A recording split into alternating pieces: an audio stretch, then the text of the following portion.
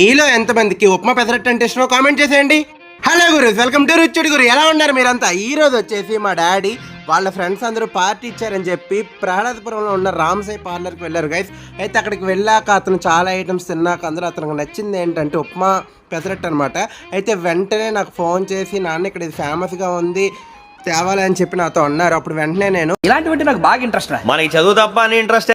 ఇంత పెద్ద మాట అన్నా కూడా ఎవడైనా తింటాడా గైస్? బట్ నేను తింటాను, ఎందుకంటే నాకు సిగ్గులేదు కాబట్టి.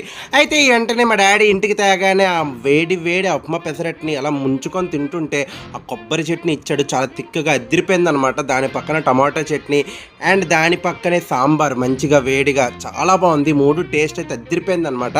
నెక్స్ట్ ఈ రామ్సాయి పార్లర్ విషయానికి వచ్చేసరికి అతను స్టార్టింగ్ ఒక తోపుడు బండి మీద స్టార్ట్ చేసి ఇప్పుడు సిటీలోనే ఒక 3-4 బ్రాంచ్లు ఉంటాయి అనుకుంటాను అతనికి. నిజంగా ఇలాంటి వాళ్ళందరూ మనకు చాలా ఇన్స్పిరేషన్ గైస్. మనం చాలా చూసి నేర్చుకోవాలి. ఇలాంటి మోర్ వీడియోస్కి please follow, like and subscribe. Thank you so